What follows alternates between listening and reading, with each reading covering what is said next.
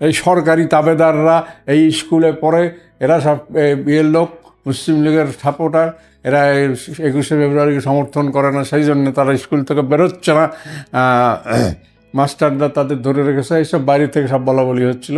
তো এটা খুব অপমানজনক কথা ভাষা বলতেছিল।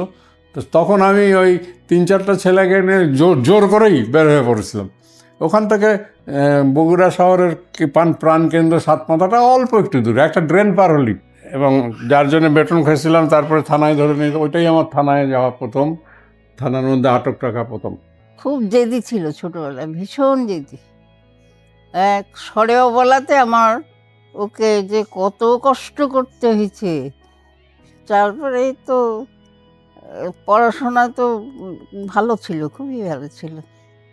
আর অঙ্ক, ইংরেজি এসব তো এখন বলাই যায় না, এত ভালো। আর আস্তে আস্তে বড় হয়ে তো জেলা স্কুলে, বগুড়া জেলা স্কুলে চাকরি নিল, তারপরে বিয়ে, তারপরে পিঙ্কুর জন্ম, তারপরে তো তো খুবই ভালো, কাজল খুবই ভালো। ও আবার এমনিতে খুব রাগে, কিন্তু রেগে গেলে আবার উপায় নাই। কাজল এমনি হঠাৎ হঠাৎ ভালো, আবার হঠাৎ হঠাৎ খুবই রেগে গেল। ওর পছন্দ মতো কিছু না হলে তো ভীষণ রেগে যেত।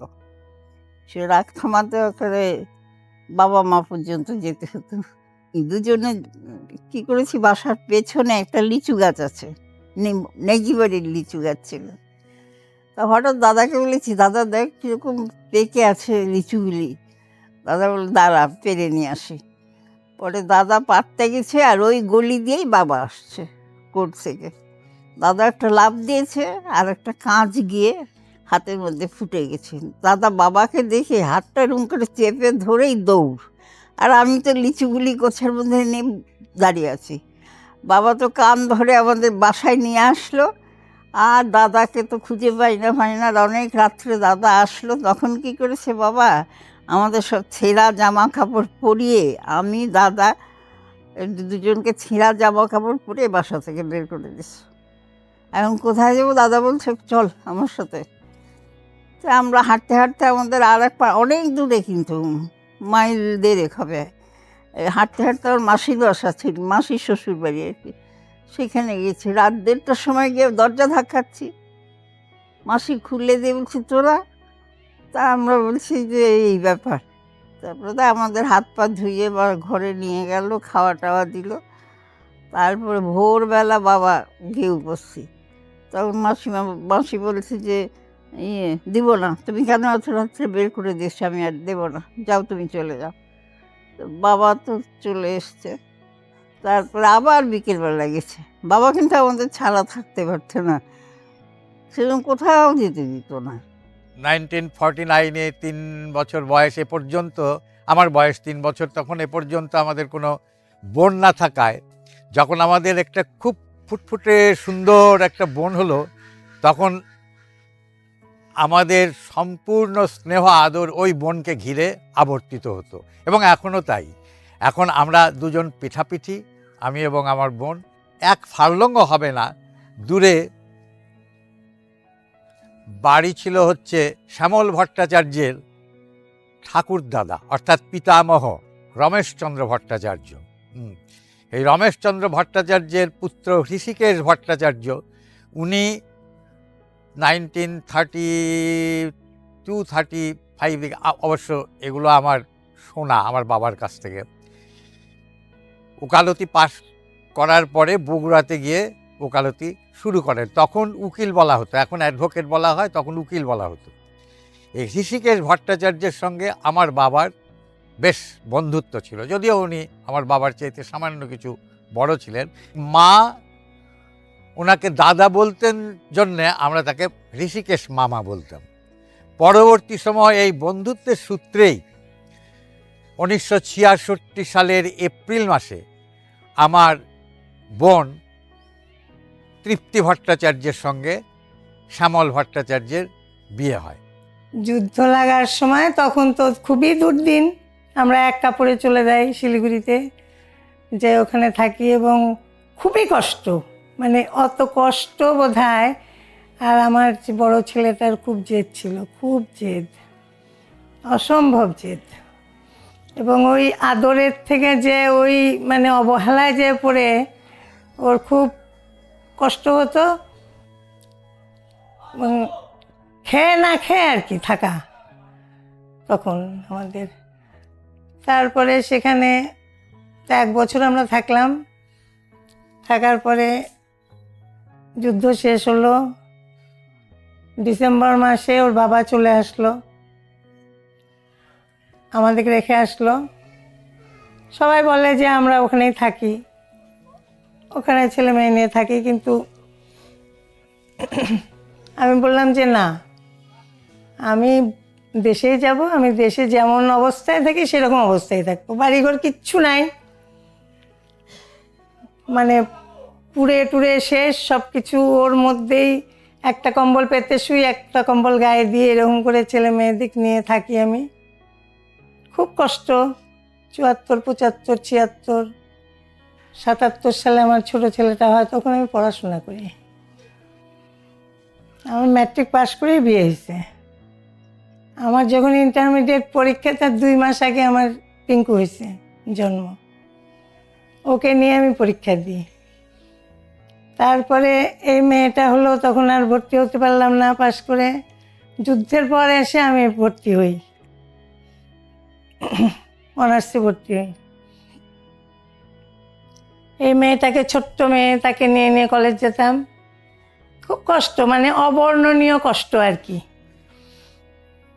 ওরকম করে ইয়ে করতে লাগলাম। পরে অভি হলো, তখন আমার অনার্স পরীক্ষাটাও দেওয়া হলো না, কারণ কেউ ছিল না, সাহায্যকারী কেউ ছিল না, 3টা ছেলে মেয়ে নিয়ে এরকম করে চললো। আর পিঙ্কুর বাবা তো নাটক করতেন, তো চূড়ান্ত নাটক করতেন। সংসারের দিকে কোনো চিন্তা ভাবনা ছিল না, সারাদিন নাটক। সকালে কোনো রকমের স্কুলটা করা লাগে। আমার ছেলে মেয়েগুলো খুব লক্ষ্মী ছিল, খুব লক্ষ্মী। পিঙ্কু, আমার এই মেয়ে যে কষ্ট করে মানুষ হয়েছে, খুবই কষ্ট। আমি বলতে পারি আমি সফল মা, এবং সব দিক দিয়ে আমার 3টে ছেলে মেয়ে কষ্ট করে মানুষ করলেও আমি 3টে ছেলে মেয়ে খুবই ভালোভাবে মানুষ করতে পেরেছি। ছোটবেলা থেকে তো বগুড়াতেই, তারপরে আমি রাজশাহী ইউনিভার্সিটিতে পড়ি। তো ছোটবেলায় সবচেয়ে যেটা মনে থাকার মতো, বাবার হাত ধরে স্কুলে যাওয়া, হেঁটে হেঁটে। বাবা যখন স্কুলে যেত, আমাকে স্কুলে ঢুকিয়ে দিয়ে চলে যেত, দাদাও সাথে যেত একসাথে। তারপরে বাবা যদিও ব্যস্ত থাকতো, কিন্তু আমার সেফটিটা সবসময় সে খেয়াল করতো। একটু যখন বড় হলাম, যেখানেই পড়তে যাই বা এই কলেজে যাই, সাথে সাথে সাথে বাবা নিয়ে যেত, দিয়ে আসা। মা যতটুকু পারতো মা, না হলে বাবা নিয়ে যেত। আর বাবার নাটক দেখে বড় হওয়া, বাবার যে কোনো অনুষ্ঠানে যাওয়া, সে তো আছে, ওটা তো একটা বাড়তি পাওনা। বাবার নাটক হলে বা ঢাকা থেকে নাটকের গ্রুপ যেত, তখন দেখতে যাওয়া। বড় নাটকের দল গেল, 2 দিন নাটক করবে, বাবার নিয়ম করে দিল তুমি যে কোনো একদিন দেখতে পারবা। তো দাদা একদিন, আমি একদিন, যে কোনো একদিন, ওই রকম। তারপরে এভাবে বড় হওয়া। তারপরে তো বিয়ে হয়ে গেল, বিদেশ চলে গেলাম। ওইটা তো মিস করি প্রচণ্ডভাবে, দেশকে, সবাইকে, আত্মীয় স্বজন। ছোটবেলা থেকেই দেখে এসেছি যে আমাদের বাড়িটা বগুড়ার সব ধরনের সংস্কৃতি কর্মকাণ্ডের সাথে একেবারে মিলেমিশে ছিল, এবং বাবা ছিলেন সেই সাংস্কৃতিক কর্মকাণ্ডের কেন্দ্রবিন্দুতে। বিভিন্ন ধরনের কার্যক্রম চলতে থাকতো, কোনো দিকে আবৃত্তি চলছে, কোনো দিকে নাটক চলছে, কোনো দিকে গানের আসর চলছে। এই ধরনের একটি পরিবেশের মধ্যে আমাদের বেড়ে ওঠা, আমার নিজের বেড়ে ওঠা। আমাদের পরিবারে আমার মাকে সবসময় দেখেছি যে উনি সন্ধ্যা হলে অত্যন্ত নিষ্ঠার সাথে তিনি বাসার যে স্থায়ী যে ছোট একটি ঠাকুরঘর ছিল, সেখানে তিনি তার পূজা অর্চনা করতেন। কিন্তু এর বাইরে আমি দেখেছি যে যারা আমাদের সবসময় আমাদের এখানে নাটক, কবিতা, গান করতে আসছেন, তাদের মাঝে মাঝে তাদের কেউ কেউ আমাদের তার নিজের ধর্মাচরণ যেটা করার কথা তিনি সেটি আমাদের ঘরে বা আমাদের বারান্দায় কোনো একটি জায়গায় তিনি করেছেন। তাতে করে আমাদের মধ্যে যেটি তৈরি হয়েছে যে সব ধরনের ধর্মীয় আচার এবং ধর্মীয় বোধের সাথে আমাদের ৩ ভাই বোনের এবং আমাদের পরিবারের অন্যান্য সদস্যদের পরিচয় হয়েছে।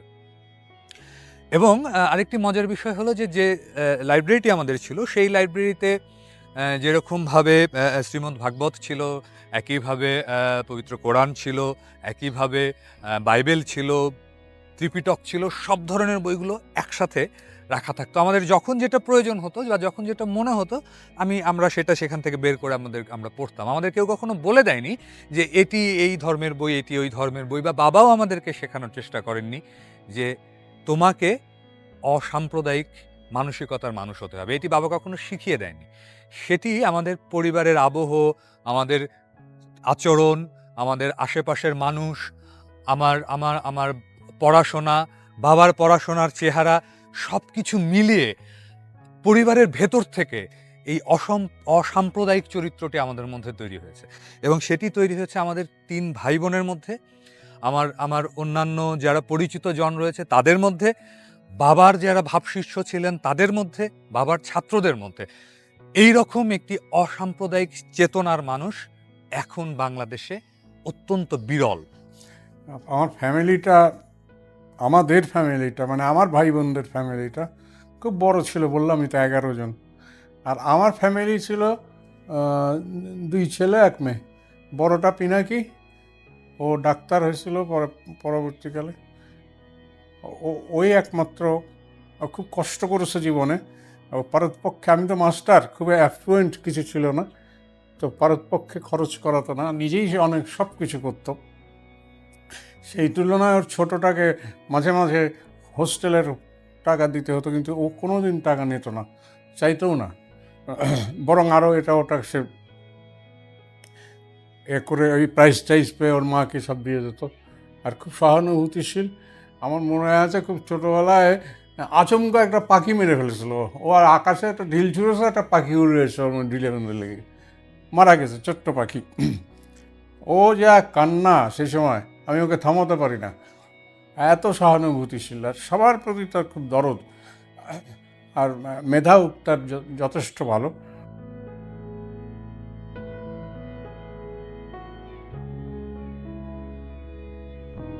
আমাদের পরিবারটা ছিল একটা পলিটিক্সের পরিবার।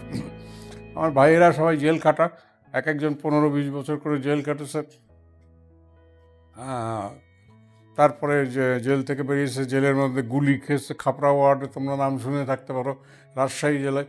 সেখানে আমার আর এক ভাই ছিল, সেখানে সে গুলি খেয়েছে কিন্তু মরেনি, ভাগ্যক্রমে বেঁচে গেছে।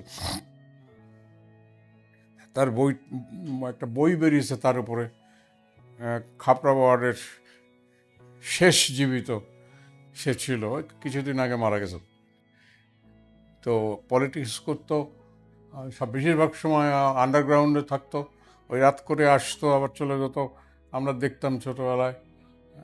এই আর কি, সেই পলিটিক্সের ফ্যামিলি, সেই জন্য লোকে বলতো পলিটিক্সের ফ্যামিলি। এবং তার জন্যে ওরা কমিউনিস্ট পার্টির ছিল, সেই জন্য আবার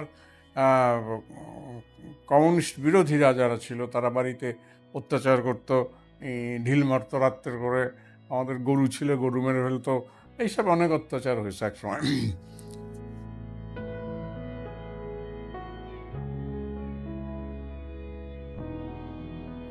নাটক কি, নাটক কেন, নাটক কাকে বলে, কেমন করে করতে হয়, এই সমস্তগুলো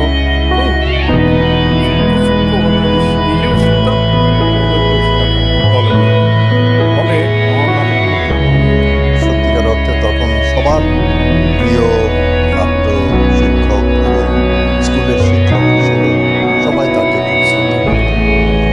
যোগাযোগ হলো তার সঙ্গে, এবং আমরা তাকে ঢাকায়ও আমন্ত্রণ জানিয়েছি।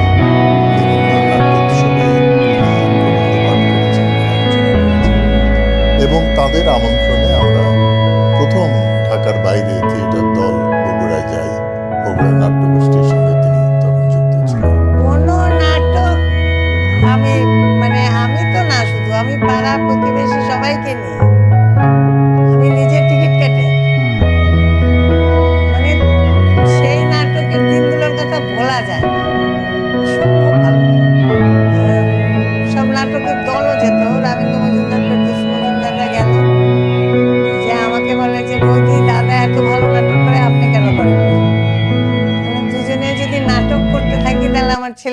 মানুষ হবে না। আমি চাকরি করিনি, ছেলে মেয়েদের জন্য আমি চাকরি করিনি, যে না আমার সাপোর্ট নাই কেউ, আমি ছেলে মেয়েই মানুষ করব।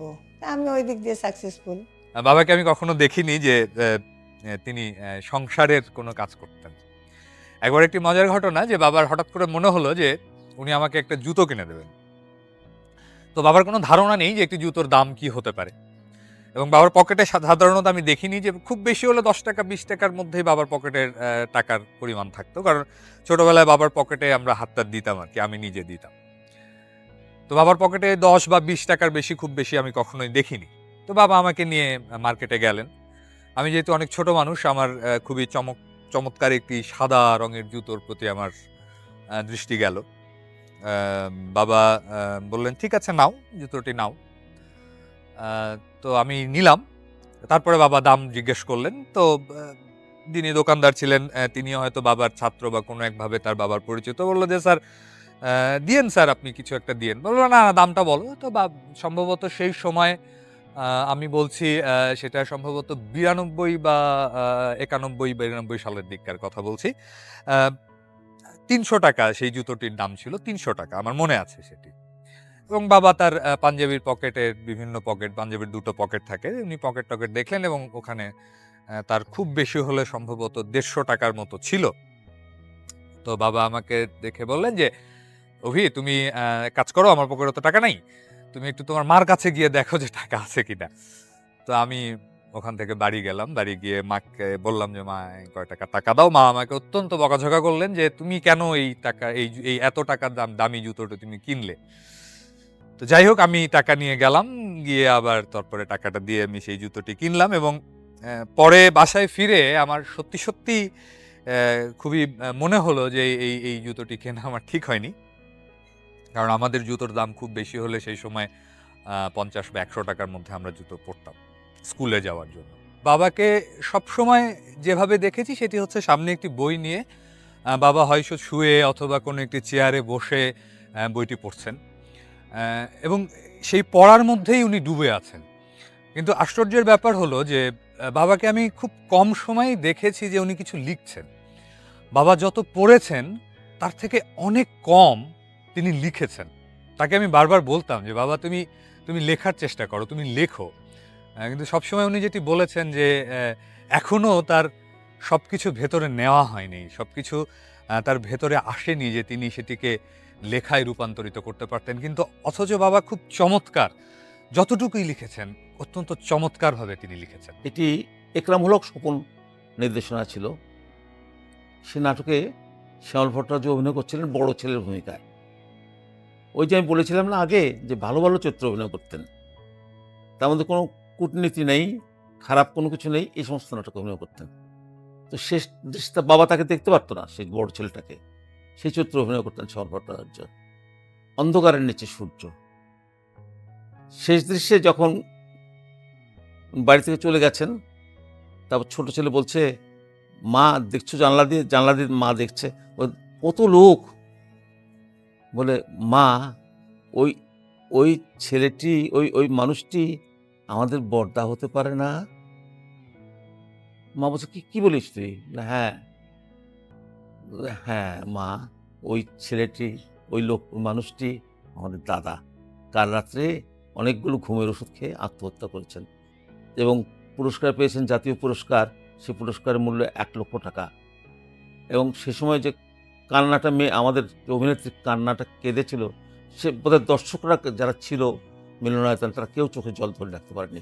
এটা আমার চোখে জল এসেছিল। আমার গুরু, আমার আবৃত্তি জগতে বা বাচিক শিল্পী হয়ে গড়ে ওঠায় উনি আমাকে পথ দেখিয়েছিলেন। এবং ওনার সঙ্গে আমার সবচেয়ে বড় কথা হলো রবীন্দ্রনাথের কর্ণকুন্তী, সংবাদ, বিদায় অভিশাপ, ওনার সাথে পড়ার আমার সুযোগ হয়েছিল। আজকে আমি যে বাচিক শিল্পী, এটার জন্য ওনার যে অবদান সেটা আমি কখনোই ভুলবো না। দুঃসময় যদিও সন্ধ্যা আসিছে মন্দ মন্থরে, সব সঙ্গীত গেছে ইঙ্গিতে থামিয়া, যদিও সঙ্গী নাহি অনন্ত অম্বরে, যদিও ক্লান্তি আসিছে অঙ্গে নামিয়া, মহা আশঙ্কা জপিছে মৌন অন্তরে, দিক দিগন্ত অবগুণ্ঠনে ঢাকা, তবু বিহঙ্গ, ওরে বিহঙ্গ মোর, এখনই অন্ধ বন্ধ করুণা পাখা। তার দিকে তাকাতে হলে আকাশ দেখতে হতো। আমরা আকৃতিতে ছোট ছিলাম তার কাছে অনেক, কিন্তু উনি আমাদেরকে আকাশ দেখতে শিখিয়েছেন। প্রকৃতপক্ষে একজন মানুষের মননশীলতা বিকাশের জন্য যা যা দরকার সব কিছুই কিন্তু আমরা ওনার কাছ থেকে পেয়েছি। আমার দেখা প্রথম আধুনিক মানুষ শ্যামল স্যার। আমরা যখন স্কুলে পড়ি তখন স্কুলের একটা নতুন সাবজেক্ট ছিল ইন্ডাস্ট্রিয়াল আর্টস। আমার বন্ধুদেরকে দেখতাম সে ক্লাসে যেতে এবং শ্যামল স্যার তাদেরকে নিয়ে বিভিন্ন রকম যন্ত্রপাতির খেলা দেখাতেন। এবং সত্যিকার অর্থে যখন একদিন তাকে ক্লাসে দেখলাম আমরা, তখন ব্ল্যাকবোর্ডে যে মানুষটি হাতে লিখছেন, অসম্ভব সুন্দর হাতের লেখা, ডান হাতে। একটু পরে অবাক হয়ে তাকিয়ে দেখলাম যে তার ডান হাতে লেখা চলে গেছে বাঁ হাতে, কিন্তু লেখার মান এতটুকু কমেনি। সেই শুরু এবং জীবনের সেই দিন পর্যন্ত উনি শুধু শিখিয়ে গেছেন। তার নামের সাথে যে পদবীটি আছে তাতে কিন্তু ওনার একজন কুলীন হবার কথা, কিন্তু তার কৌলিন্যকে উনি এতটাই আধুনিকতার পর্যায়ে নিয়ে গেছিলেন যে একজন কুলীন ব্রাহ্মণ যখন আমাদের ক্লাসে এসে আরবি পড়াতেন বা আরবি শিক্ষকের অবর্তমানে যখন ইসলামিয়াতে ক্লাস দিতেন, তখন কখনো মনে হয়নি যে বিষয়টি উনি জানেন না। তিনি কতটা জ্ঞানী বা গুণী মানুষ বা কি জানেন, এটা চাইতে অনেক সোজা কি উনি জানেন না সেটা বলা। বিশ্ব সাহিত্য কেন্দ্রের চর্চা, আমাদের এই বগুড়া শহরে শিশু কিশোরদের মধ্যে লেখাপড়ার উন্মেষণা আনা, আধুনিকতা আনা, সব কিছুর ক্ষেত্রে এতটাই অগ্রণী উনি ছিলেন যে তার এই শূন্যতা পূরণ করার কোনো সুযোগ নেই। পৃথিবীর উপরে জায়গা কমে যাচ্ছে, মানুষ বেশি হয়ে যাচ্ছে, অনেক বেশি হয়ে যাচ্ছে। পৃথিবী হয়তো একদিন, আমার মনে হয় মাঝে মাঝে ভাবিও তাই, যে একদিন হয়তো এই ভূমণ্ডলটা, এই নীল ভূখণ্ডটা চাঁদ থেকে, যখন চাঁদে মানুষ গিয়েছিল তখন চাঁদের আকাশে যে পৃথিবীর উদয় হয়েছিল সেই ছবিটা তোমরা নিশ্চয়ই দেখেছ। নীল আর্মস্ট্রং যার ছবিটা তুলেছিলেন, ওটা নীল দেখা যাচ্ছে, নীল মানে সমুদ্রে ঘেরা। এই নীল গ্রহটাকে হয়তো কোনো এক গ্রহরা হয়তো কোনো একদিন কক্ষচ্যুত হয়ে আর দিকে চলে যাবে, কক্ষচ্যুত হয়ে, যেটা মহাকাশে প্রতিনিয়ত ঘটছে, যে গ্রহগুলো, কোন গ্রহাণুগুলো কক্ষচ্যুত হয়ে একদিকে দৌড়ে চলে যায়, অথবা কোনো একটু ধাক্কা, কোনো কার সঙ্গে ধাক্কা খায়। আমাদের এই পৃথিবীর ভূমণ্ডলের অক্ষরা যে 60 ডিগ্রি কোণে বেঁকে আছে, যার জন্য অনেক সুবিধা আমাদের রয়েছে, সেটা তোমরা নিজে জানো, ভূগোল বলে জানবে। এই যে 60 ডিগ্রি হয়ে গেছে কোণ, এইটা কোনো একদিন, কোনো এক অতীতকালে, বহু কোটি বছর অতীতকালে আরেকটি গ্রহ তার পাশ দিয়ে যাওয়ার সময় তাকে ধাক্কা মারছিল, যার জন্য খাড়া অক্ষটা বেঁকে গিয়েছে, যার জন্য এই ঋতু বৈচিত্র্যগুলো দেখা যায়। এই বাঁকা না হলে এই ঋতু বৈচিত্র্যটা দেখা যেত না, হতো না। ওই শনি গ্রহের মতো সোজা থাকতো, শনি বলছি, বৃহস্পতি গ্রহের মতো সোজা থাকতো বলে ঋতু পরিবর্তন হতো না। আমি তাকে প্রথম দেখি দিনাজপুরে, যখন আমার পিসির সাথে তার বিয়ে হয়। এটা 1966 সালের কথা যতটুকু মনে পড়ে। স্কুল ছেড়ে তখন কলেজ থেকে বিশ্ববিদ্যালয়, তখন একটু একটু করে তার কাছাকাছি যাওয়া শুরু করি। বগুড়ায় গেলেই তখন দেখতাম সন্ধ্যা থেকে পিসেমশাই বাসায় থাকতেন না, বিভিন্ন জায়গায় বিভিন্ন সাংস্কৃতিক কর্মকাণ্ডে চলে যেতেন। বগুড়ায় যে থিয়েটার আন্দোলন, থিয়েটার মুভমেন্ট এবং সাংস্কৃতিক চর্চার যে একটা ভিত্তি প্রস্তর বলা যায় অথবা ভিত্তি বলা যায়, সেটা অনেকাংশেই তিনি স্থাপন করেছিলেন। শ্যামল স্যার জেলা স্কুলে যোগদানের পর থেকেই লেখাপড়ার পাশাপাশি বগুড়া জেলা স্কুলের সাংস্কৃতিক অঙ্গনকে কিভাবে আরও উজ্জীবিত করা যায় সেজন্য তিনি সবসময় চেষ্টা করেছেন। আমার খেয়াল মনে আছে যে তিনি প্রতি দিবস, বিশেষ করে সুকান্তর জন্মদিন, মৃত্যুবার্ষিকী, রবীন্দ্রনাথের জন্মদিন, মৃত্যুবার্ষিকী এবং নজরুলের জন্মদিন, মৃত্যুবার্ষিকী সহ এটি টিফিন আওয়ারের সময় তিনি সবাইকে ডেকে প্রধান শিক্ষকের মাধ্যমে সেইখানে একটা আয়োজন করতেন। এটা তার উদ্যোগই হয়েছিল। স্কুল থেকেই যাতে আমরা সাংস্কৃতিক অঙ্গনের দিকে ধাবিত হই, এই প্রচেষ্টা তার সবসময় ছিল। এবং আমার জীবনের সাংস্কৃতিক অঙ্গনে আসা শ্যামল স্যার অন্যতম প্রেরণা এবং উৎস সেই স্কুল জীবন থেকেই। আমি দেখেছি যে প্রতি বৎসর তিনি যতদিন জীবিত ছিলেন স্কুলের সাথে, প্রতি বৎসর কোনো কারণ যদি হতো, সে কারণ ছাড়া প্রতি বৎসর বার্ষিক নাটক হতো। এটি কিন্তু আমি অন্য স্কুলে এভাবে দেখিনি। বগুড়ায় উদীচী শিল্পী গোষ্ঠী লেট দের বি লাইট গীতিনাট্য করে যখন তারা সেই অনুষ্ঠান দেখতে গিয়ে আমি দেখলাম যে আরে আমাদের কারিগরি অঙ্কনের শিক্ষক অভিনয় করছেন। এবং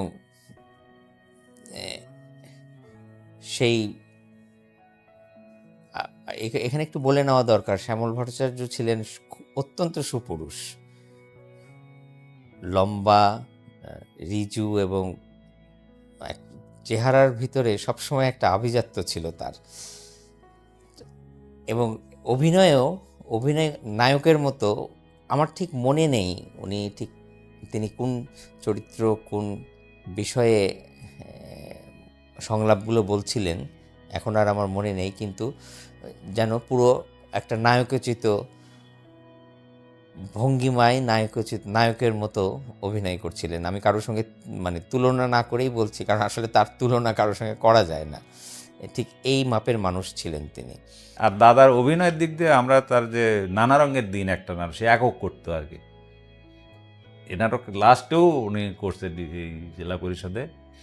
এইটা তার মনে রাখার মতো। আর আমি তার অভিনয় যেটা দেখে আকৃষ্ট হয়েছে সেটা হচ্ছে আলোকিত যৌবন অঘটন। ওখানে অসিত নামে দুইজনের একটা ছিল, আর মৃণাল কান্তি শাহ।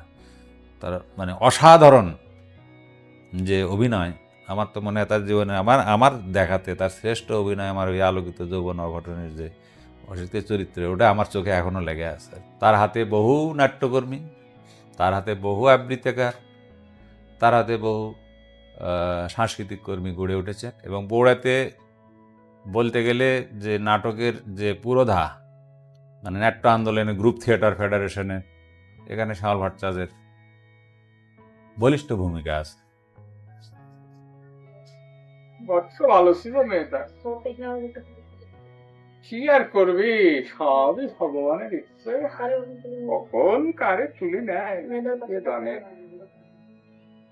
নে 5টা টাকা রাখ, অনেক খরচাপাতি আছে তো। কি হলো, দয়া দেখাতে এসেছেন? ভিক্ষি দিতে এসেছেন? না, ভিক্ষি কেন হবে? আচ্ছা নে, এই 10 টাকাই নে। না, ভিক্ষির পয়সা দিয়ে কাফন কিনবো না। তাহলে কি করবি? আমার ন্যায্য রোজগারের পয়সায় কাফন কিনবো। ন্যায্য রোজগারের পয়সা? আপনার কাছে আমার ন্যায্য রোজগারের পয়সা রয়েছে, সেইটি হিসিব করি দেবেন। সেইটি হিসিব করি দেবেন। রোজগারের পয়সা আপনার কাছে নাই, পেয়েছে আল্লাহ দিয়েছে, ন্যায্য রোজগারের পয়সা।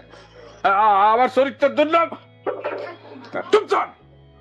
আমার যত রোজ মেরি খেয়েছেন, যত বেকার খেটিয়েছেন, ফসল মাক নামিয়েছেন, সেসব কোথায়? সব হিসিব হয়ে যাবে আজ। কি করতেছেন? নাই, আল্লাহ দিয়েছে ন্যায্য রোজগারের পয়সা। আচ্ছা, সব শালা তোমার মাগ্গির মধ্যে দেব, শালা তোমার মাগ্গির মধ্যে দেব, শালা। আমাকে দিয়ে প্রথম দর্শনের বিনিময়ে একটি নাটক করার জন্য মনস্থির করলেন। রবীন্দ্রনাথের বিনি পয়সার ভোজ। দুজন আমার রিহার্সেলটা করাইতেন, একজন অধ্যাপক মৃণালকান্তি সাহা আর শ্যামল ভট্টাচার্য। আমাকে মুখস্থ করিয়ে পিটিয়ে মুখস্থ করিয়েছে। প্রতিদিন আমি এই নাটকটির সাথে আমি যুদ্ধে লিপ্ত হয়ে গেলাম। জলশ্রীতলা শ্যামল ভট্টাচার্যের বাড়িতে রিহার্সেল হতো সামনের পোর্শনে। তখন পিঙ্কু আর বুলবুলি অনেক ছোট ছিল। প্রথম আধুনিক নাটক শ্যামলদা প্রসঙ্গে বলতেই হয়, তিনি আধুনিক নাটকের সঙ্গে জড়িত ছিলেন, নাট্যগোষ্ঠী, যেটা আমি দেখেছিলাম এখানে। এবং উনি একটা অসাধারণ অভিনেতা, এবং তার অভিনয় সৌকর্য কত বিশাল সেটা বিভিন্ন নাটকে আমি লক্ষ্য করেছি। তখন শ্যামলদা আমাকে নানা ধরনের বইপত্র পড়তে দিয়েছিলেন, বিশেষ করে তার পারিবারিক, তার বর্দা সম্ভবত উনি কমিউনিস্ট পার্টি করতেন, ওনার ব্যক্তি জীবনের, রাজনৈতিক জীবনের যে আলেখ্য নিয়ে উনি একটা বই দিয়েছিলেন, সেই বইটা আমি পড়ি। বাবা মূলত তো নাটকের লোক ছিলেন, তো কোনো না কোনোভাবে সেটি আমার মধ্যে চলে এসেছিল যে নাটক করার একটা ইচ্ছা আমার মনের মধ্যে সবসময় ছিল। কোনো একটি রাজ্যের সম্ভবত রাজপুত্র, তখনও তিনি রাজা হননি, কারণ তখন আমি বয়সে ছোট, আমার চেহারা একটু ছোট মানুষের মতো, আমাকে মানে ছোট রাজপুত্রর ক্যারেক্টার করতে হয়েছে। এবং তিনিই এখন আছেন সেই রাজ্যে, এবং সেই রাজ্যের যে সেনাপতি, সেই সেনাপতির চরিত্রে অভিনয় করছিলেন আমার বাবা। সুতরাং খুবই মজার অভিজ্ঞতা যে আমি এবং বাবা দুজন একই সাথে একই সময়ে মঞ্চে নাটক করছি, এবং আমরা নাটকের সংলাপ বলছি। এবং বাবার যেটি ছিল যে বাবার শেষের দিকে এসে নাটকের সংলাপ ভুলে যেতেন, এবং তিনি যেহেতু নাটক লিখতেন, সুতরাং তিনি মঞ্চে দাঁড়িয়েই তিনি বলতে থাকতেন, তিনি সংলাপ তৈরি করতে থাকতেন নিজের মতো করে, যেটি নাটকের সাথে খুবই সঙ্গতিপূর্ণ ছিল। কিন্তু তখন বাবা সেই সময় দুটো শো করছি, এবং বাবা যথারীতি নাটকের সংলাপ ভুলে গেছেন এবং তিনি তার মতো করে বলে যাচ্ছেন। কিন্তু যেহেতু আমি অত্যন্ত নবীন মানুষ, আমি তার সাথে কিউ ধরতে পারছি না যে কোন সময় আমার সংলাপটি আমি বলবো। তো আমি তখন মঞ্চে দাঁড়িয়ে খুবই আস্তে আস্তে তখন বলছি, বাবা সংলাপ কিন্তু এইটা, তুমি কিন্তু এইটা বললে আমি কিন্তু তারপরে বলবো। বাবা বলছে হুম হুম হুম, কিন্তু বলছেন, কিন্তু তিনি মনে করতে পারছেন না যে আসলে তাকে কোন সংলাপটি বলতে হবে। তখন পাশ থেকে প্রম্পটার, যারা নাটক করেন তারা জানেন যে প্রম্পটার বাবাকে বলে দিলেন যে শ্যামল স্যার বা স্যার আপনি এই লাইনটি কি বলুন, তারপরে অভি বলবে। তো বাবা তারপরে কোনোভাবে মিলিয়ে দিলেন, ওই লাইনটি শেষে এসে বললেন, এবং তারপরে আমি বললাম।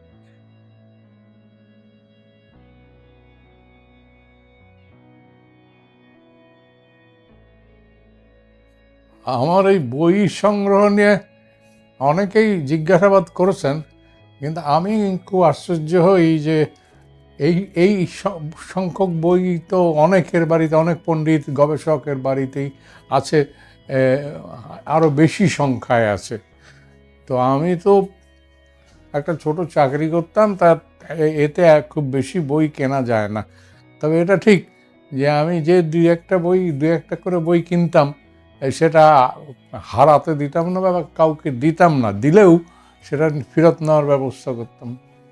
তার লিখে রাখতাম অনেকের নাম খাতায়, যে তা পরে যাতে পাওয়া যায়। কাজে আমার এই বই হারায়নি।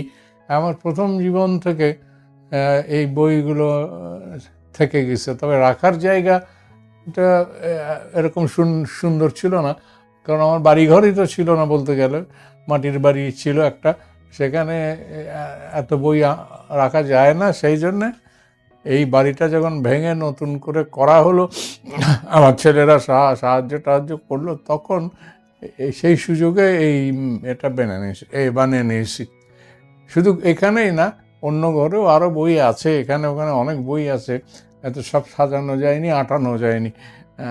তো বইয়ের মধ্যে কোনো বিশেষ ধরনের বই যে বেশি আছে তা নয়, আমি সব ধরনের বই পড়ি, কাজেই সব ধরনের বই আছে। কিছু ইতিহাসের বইয়ের সংখ্যা বোধহয় একটু বেশি হবে, কারণ ইতিহাসটা আমার একটু পছন্দের বিষয়। পুরাতত্ত্ব, ইতিহাস এগুলো খুব পছন্দের বিষয়।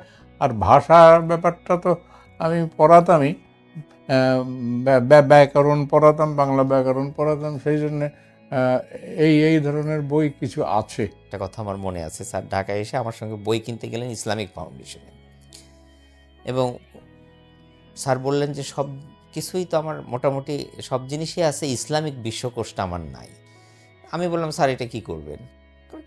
একটু পড়ে দেখতাম আর কি। তো ইসলামিক ফাউন্ডেশন ইসলামিক বিশ্বকোষ কিনতে গেলেন, দুটো বইয়ের দাম 1000 টাকা সেই সময়। স্যার ভদ্রলোক ক্যাশ মেমো লিখছেন, আমি স্যার পাশে দাঁড়িয়ে আছি। ক্যাশ মেমো লিখতে লিখতে জিজ্ঞেস করলেন আপনার নাম? তিনি বললেন যে শ্যামল ভট্টাচার্য। অর্ধেক লিখতে লিখতে লোকটা চমকে কিছুক্ষণ তাকিয়ে থাকলো মুখের দিকে, তারপর উঠে দাঁড়িয়ে বলল আপনি একটু দাঁড়ান, আমি আসছি। ভিতরে গেল এবং জানি না হয়তো তার ঊর্ধ্বতন কর্মকর্তার সঙ্গে কথা বলে একটু পরে এসে বলল আপনার জন্য 50% ডিসকাউন্ট, 500 টাকা। তো এই কথাটা আমি বলছি এই কারণে যে শুধুমাত্র ইসলামিক বিশ্বকোষ নয়, জ্ঞানের ক্ষেত্রে সব ধরনের বিশ্বকোষ বা নান্দনিক সব বিষয়েই তার পড়ার ছিল প্রচণ্ড আগ্রহ এবং অন্যদেরকে সেটা উৎসাহিত করতেন। আমার এক আত্মীয়র অসুস্থতার কারণে বেশ কিছু টাকা দরকার, সেটা সেই সময় খুব আমার মনে নেই, 20-25 হাজার এরকম হবে। তো স্যার আমার কাছ থেকে শোনার পরে স্যার বললেন যে এক কাজ করি চলো। উনি তার ড্রয় থেকে একটা মলিন পাস বইয়ের মতো একটা বই বের করে হিসাব টিসাব করে আমাকে বললেন এখানে 6000 টাকা আছে পোস্ট অফিসে, চলো এই টাকাটা তুলে নিয়ে আসি। তার ওইটুকু সঞ্চয়, সমস্ত সঞ্চয়, তার সংসার আছে, সেগুলি কথা চিন্তা না করে তারটা তো দিয়েছেনই, অন্যদের কাছ থেকে কিভাবে সংগ্রহ করে এটা করা যায়, তার চিকিৎসা করা যায়, এটাই মানে এই জিনিসটা, এই বোধটা তার এবং চেষ্টাটা যে আমাকে সেই সময় মুগ্ধ করেছিল অসম্ভবভাবে। বাংলাদেশে আমরা যারা ঢাকা কেন্দ্রিক কাজ করি, ঢাকাতে কাজ করি যারা, তারা মনে করি যে ঢাকাতেই আসলে সব কিছু, কিন্তু ঢাকার বাইরেও যে কিছু মানুষ কাজ করছেন সেই মানুষগুলোকে আসলে আমরা চিনি না বা মনেও রাখি না। আমাদের মতো ক্ষুদ্র মানুষদেরকে এই পর্যায়ে নিয়ে এসছেন কিন্তু এই মানুষগুলো, এবং সেই মানুষগুলোকে মনে রাখার দায়িত্ব আসলে আমাদের, কারণ এই মানুষগুলো হচ্ছে আমাদের বাতিঘর। এই বাতিঘর যাদেরকে দেখে দেখে আমরা আলোকিত হচ্ছি, যাদেরকে দেখে দেখে আমরা একটা নির্দিষ্ট পথে ছুটে চলছি, তো সেই মানুষগুলো হচ্ছে শ্যামল ভট্টাচার্যের মতো মানুষ। তবে ওনার গুণ আমাদের তুলনায় অনেক বেশি, আমার তুলনায় অনেক বেশি। তার পাণ্ডিত্য, তার জ্ঞান সব কিছুই বেশি। বললাম না যে ওনার সম্পর্কে বলা ওনারাই ভালো বলতে পারবেন। হ্যাঁ, আমি তো আমার পেশা নিয়ে ব্যস্ত থাকতাম এতদিন যাবৎ, উনি তো সবসময় বইয়ের মধ্যে ডুবে থাকতেন। একটা প্রাণবন্ত অ্যাটমসফিয়ার মেনটেন করার জন্য এক শ্যামলই ছিল যথেষ্ট। তো শ্যামলকে আমরা খুবই পছন্দ করতাম, আমি ব্যক্তিগতভাবে খুবই পছন্দ করতাম, এবং শ্যামল এত বন্ধুত্বপূর্ণ, এত ভালো একজন ব্যক্তিত্ব ছিল, ছাত্র হিসেবেও ভালো, মানুষ হিসেবেও ভালো, এবং পরবর্তীতে যখন গল্পগুজবে মারতাম, সে আমাদের যে অনুষ্ঠানগুলি হতো সে মোটামুটি লিডিং পার্ট নিত ইন দ্যাট কাইন্ড অফ অনুষ্ঠান। তো আমি মনে করি শ্যামল এমন একটা বন্ধুভাবাপন্ন ছেলে যে ওর কোনো শত্রু থাকে বলে আমার তো বিশ্বাস হয় না। মানে হি ইজ সো ফ্রেন্ডলি এবং সবসময় অমায়িক, সবসময় হাসিমুখী একজন ব্যক্তিত্ব। সেই বগুড়াতে জন্ম, এবং আমার তো মনে হয় ও শেষ নিঃশ্বাস ত্যাগ করবে বগুড়াতেই, সেই বগুড়া শহরে। সেই ব্যক্তি কেন তাহলে এত মেধাবী হওয়া সত্ত্বেও এটা বেছে নিল? তার কারণটা হলো একটি আদর্শনিষ্ঠতা। এই আদর্শনিষ্ঠতাটা শ্যামলের শুধু ব্যক্তিগত ব্যাপার নয়, এটা ওর পারিবারিক ব্যাপার। আমার মনে হয় আদর্শনিষ্ঠতা এটা হলো ওর পারিবারিক ঐতিহ্য। শ্যামলের আম্মাকে আমি বলবো, এই যে আজকে আমরা দেখি অমুককে রত্নগর্ভ টাইটেল দেওয়া হয়, তমুককে রত্নগর্ভ টাইটেল দেওয়া হয়, যদি রত্নগর্ভ বলা হয় তাহলে যথার্থ অর্থে তিনি হলেন শ্যামলের জননী। মানে নির্বিবাদী, জ্ঞানী, তার কাছে আমি কিছু না। খুবই জ্ঞানী মানুষ। ইদানিং কেমন যেন হয়ে গেল, খুব চিন্তা হচ্ছে। খুব জ্ঞানী মানুষ আসলেও, ভালো আর কি, এক কথায় ভালো। আমাদের 54 বছর হলো বিবাহিত জীবন, জানো?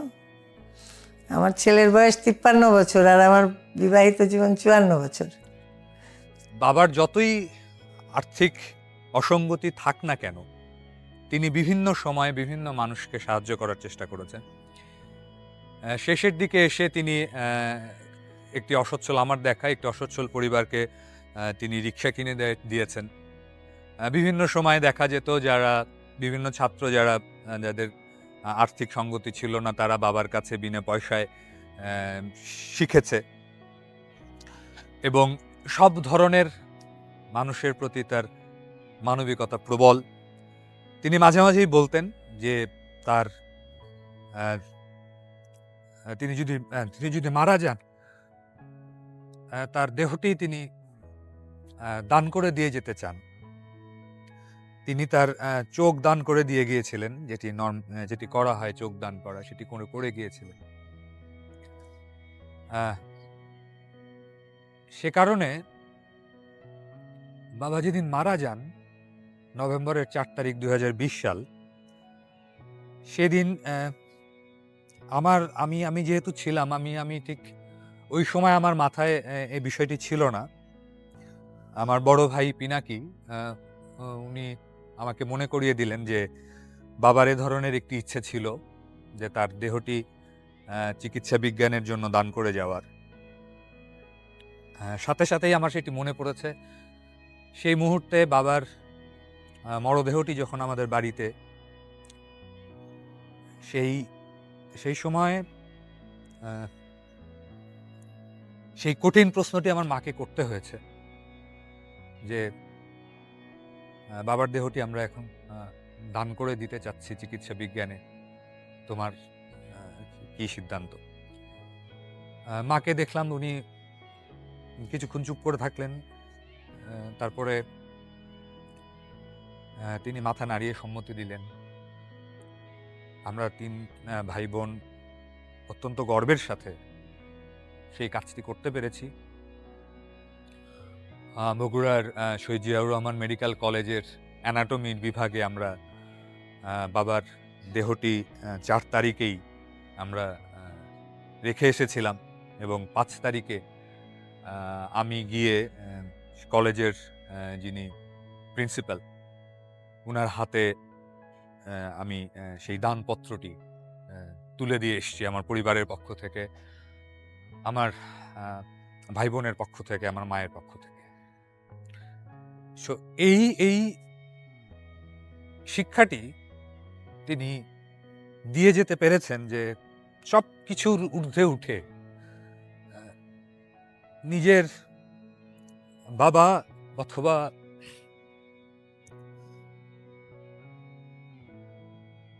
সামাজিকতা, ধর্মীয় মূল্যবোধ সবকিছুর বাইরে উঠে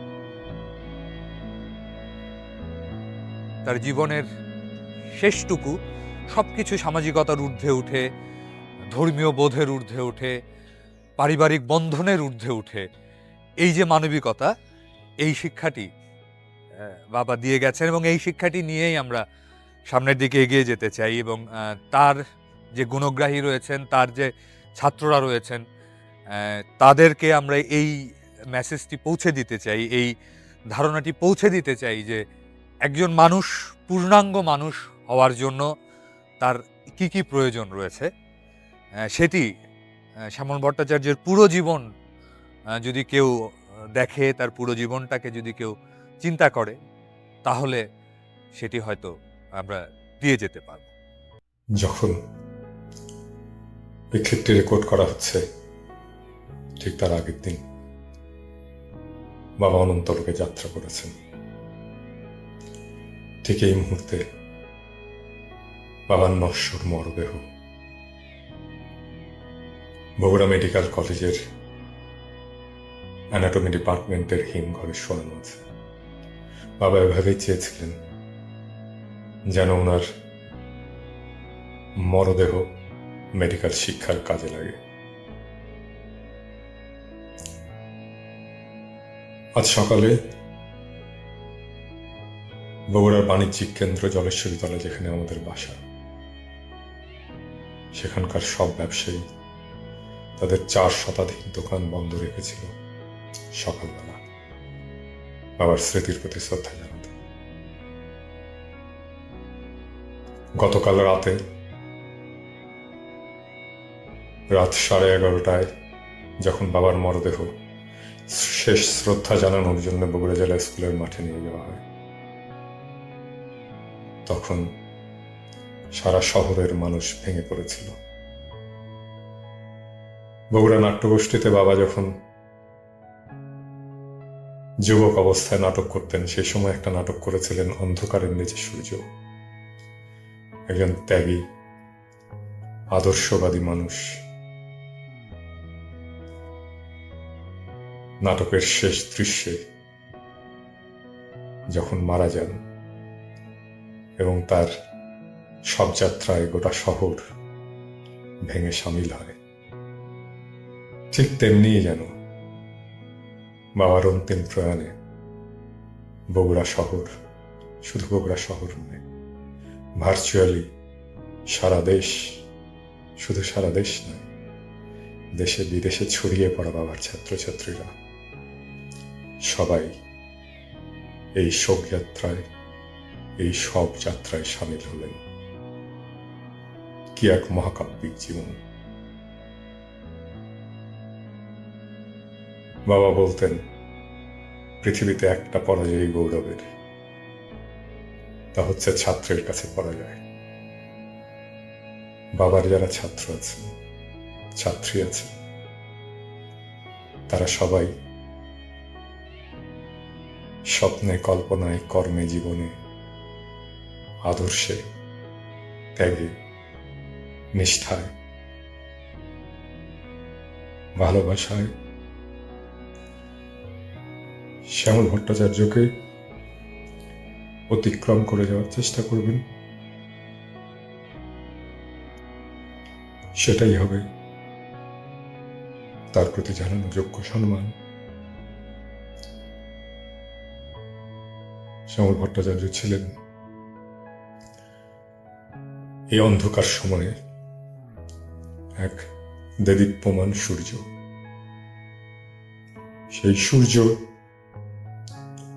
অস্ত চলে গেছে। আপনারা সবাই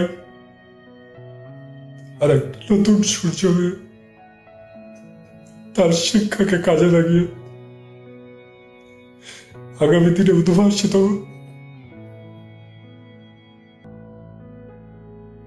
সেটাই ছিল বাবার স্বপ্ন। তাহলেই বাবা সার্থক হবেন। তার জীবনের সমস্ত ত্যাগ, ভালোবাসা আর কর্ম সার্থক হবে। শুধায় না কবে কোন গান, কাহারে করিয়াছিনু দান, পথের ধুলার পরে পড়ে আছে তারই তরে, যে তাহারে দিতে পারে মান। তুমি কি শুনেছ মোর বাণী, হৃদয়ে লইছ তারে টানি, জানি না তোমার নাম, তোমারই সপিলাম আমার ধ্যানের ধনখানি।